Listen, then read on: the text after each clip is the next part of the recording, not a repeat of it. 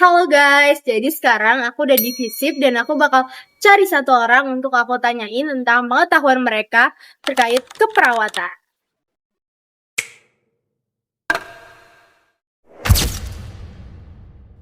Sekarang aku udah sama Hai, aku Mutia dan aku dari FISIP 2025.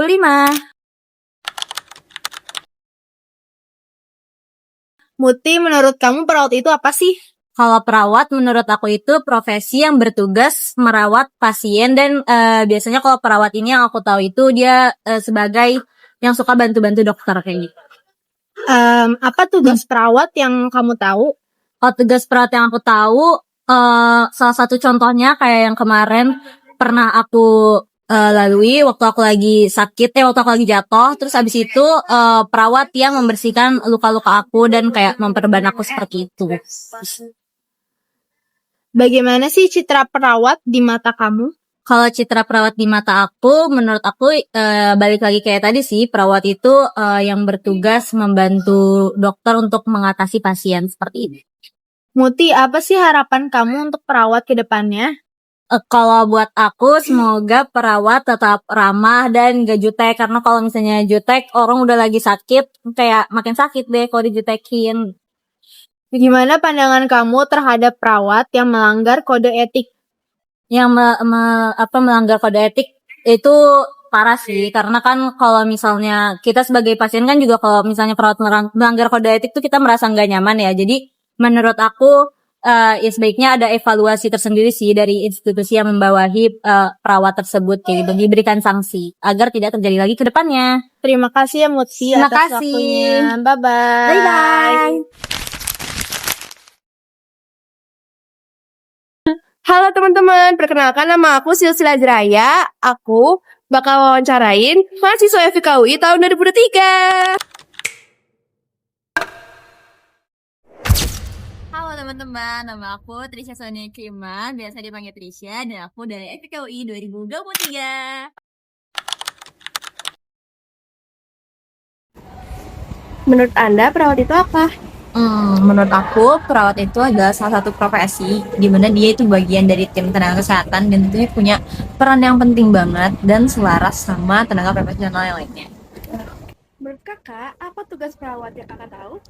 Menurut aku tugas perawat itu simpelnya adalah memberikan asuhan kepada klien agar klien itu bisa mampu memenuhi kebutuhan dasar hidupnya. Nah, kebetulan perawat itu emang punya asuhan tersendiri nih, namanya asuhan keperawatan yang tentunya beda banget sama diagnosis medis lainnya atau di tenaga kesehatan lainnya. Terus tugas-tugas perawat itu ada banyak. Nah, setahuku yang pertama itu ada care provider yang fokusnya tadi di hal-hal klinisnya gitu ya, memenuhi kebutuhan dasar manusia. Terus juga ada educator, terus ada leader, terus ada yang paling aku suka banget itu ada educator, dimana dia itu memenuhi atau kayak fokusnya itu ke otonomi pasien gitu, bisa menjunjung tinggi hak hak pasien. Itu yang paling aku suka as mahasiswa perawatan. Terus selain itu perawat itu nggak cuman ngasih asuhan ke orang yang sakit aja nih, tapi juga ke orang yang sehat, karena salah satu tugasnya di pelayanan kesehatan itu ada yang sifatnya promotif dan preventif. Bagaimana citra perawat di mata kakak? Citra perawat di mata aku tuh sosok yang luar biasa banget tentunya. Menurutku nggak semua orang tuh bisa jadi perawat. Kalau kata dosenku, jadi perawat itu pasti ada panggilan dari hati dulu gitu.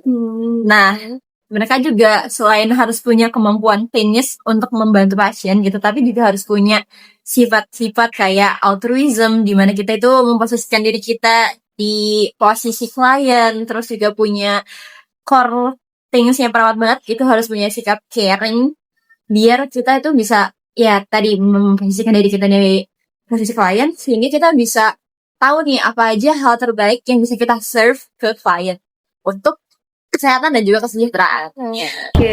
Apa harapan kakak untuk perawat ke depannya? Aku berharap perawat khususnya untuk di negaraku sendiri di Indonesia bisa terus berdaya, dan yang paling penting adalah sadar bahwa profesinya itu benar-benar profesi yang mulia dan juga setara dengan profesi kesehatan yang lainnya. Sehingga kita itu bisa terus belajar dan mengembangkan potensi kita, terus berkembang dengan selaras bersama tenaga kesehatan yang lainnya, dan lebih aware nih, karena kan di perawatan itu banyak banget gitu ya bidang-bidangnya, ada perawat jiwa, perawat KMB, terus perawat anak, dan lain-lainnya, sampai sekarang ada yang namanya perawat onkologi atau yang fokusnya itu ke penanganan klien kanker. Oke. Bagaimana pandangan kakak kalau ada perawat yang melanggar kode etik? Oke, bicara tentang etik emang luas banget ya cakupannya dibandingkan sama hukum. Mungkin kalau misalnya hukum kan lebih banyak tertulis di atas kertas dibandingkan etik gitu ya. Etik juga terkadang tuh sifatnya subjektif.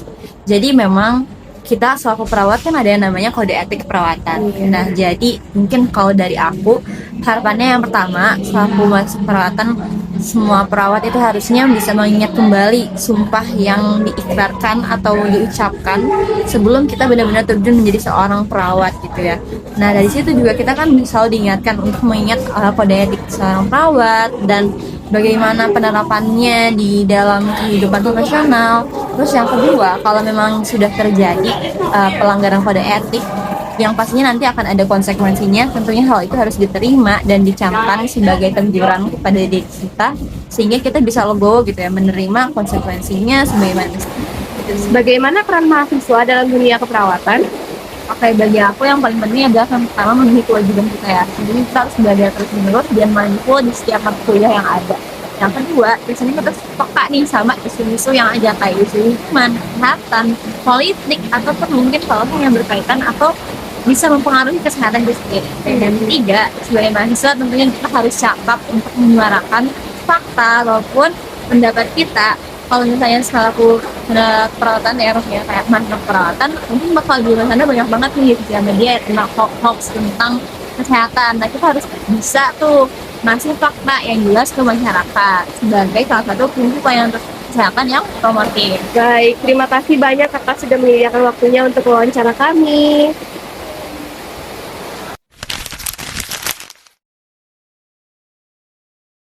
Bapak, saya dari mahasiswa ilmu keperawatan, izin untuk mewawancarai Bapak. Boleh, silakan. Boleh. Keperawatan, izin untuk mewawancarai Bapak. Boleh, silakan.